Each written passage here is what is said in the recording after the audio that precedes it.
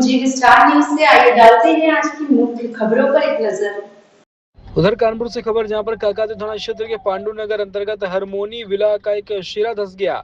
आनंद फान में सोसाइटी को खाली करा दिया गया। सोसाइटी वालों का आरोप है कि मेट्रो के काम की वजह से जमीन खिसक गई है, जिसकी वजह से बेसमेंट की दीवार धंस गई। काकादेव पुलिस प्रशासन और फायर ब्रिगेड की सूचना टीम जो है मौके पर पहुंची है। मकान का सिरा धंसने से चलते कई वाहन समा गए गड्ढे में।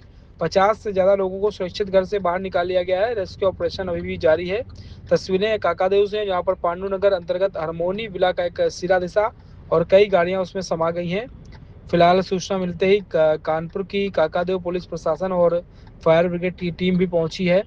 50 से ज्यादा लोगों को सुरक्षित घर से बाहर निकाल लिया गया और ऑपरेशन जो है वह जारी है। इंजीनियर बताएगा पानी भरा है, नीचे बेसमेंट का भरा है या मेट्रो का भरा है, हमें नहीं मालूम। दोनों लोग अपना वो करके देखेंगे, है ना। अब वो लोग देखेंगे, अब तो संवेदनशील काम है। बेसमेंट में भी काम हो रहा था और मेट्रो के काम की वजह से नीचे, उसी के नीचे मेट्रो जा रही थी। कितनी गाड़ियां नीचे? 5।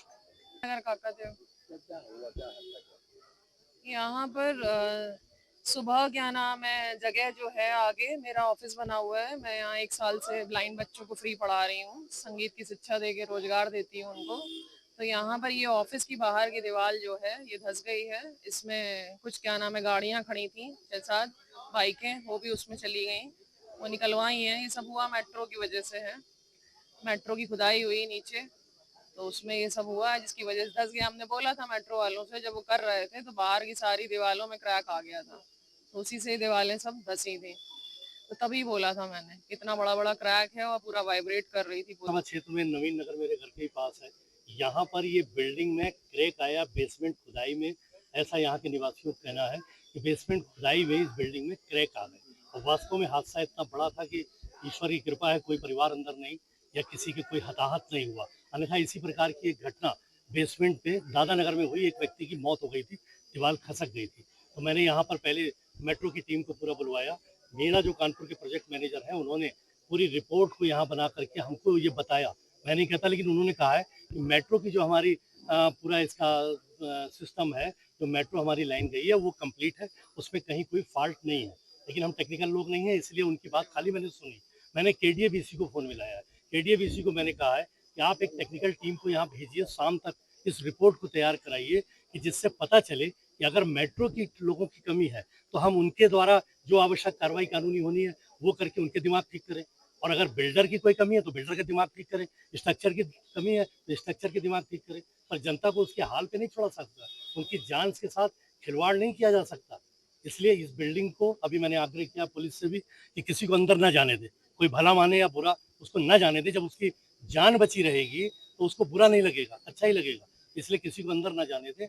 और KDA की रिपोर्ट मैंने कहा है कि शाम तक मुझको दीजिए, जिससे उस आधार पर मैं किसी डिसीजन पर पहुंच सकूं कि मुझे एक्शन किस पर लेना है। मैंने प्रोजेक्ट मैनेजर को ये भी कहा है मेट्रो के कि आप दोबारा, जो बरसात का मौसम में पानी जगह जगह जो भरा है, उस पर आप दोबारा जहाँ जहाँ मेट्रो जा रही है मेरी विधानसभा क्षेत्र में, या ये काम मैंने कहा पूरे कानपुर में भी करना चाहिए।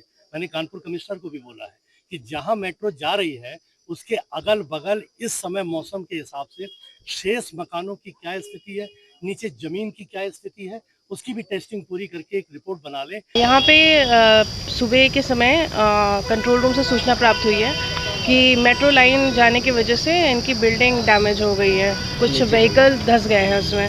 तो यहाँ पे फोर्स मौजूद है और मेट्रो को भी कांटेक्ट किया गया है, उनके भी स्टेक होल्डर्स यहाँ पे आके उसको दिखवा रहे हैं और उनसे एक नोटिस भी मांग ली गई है।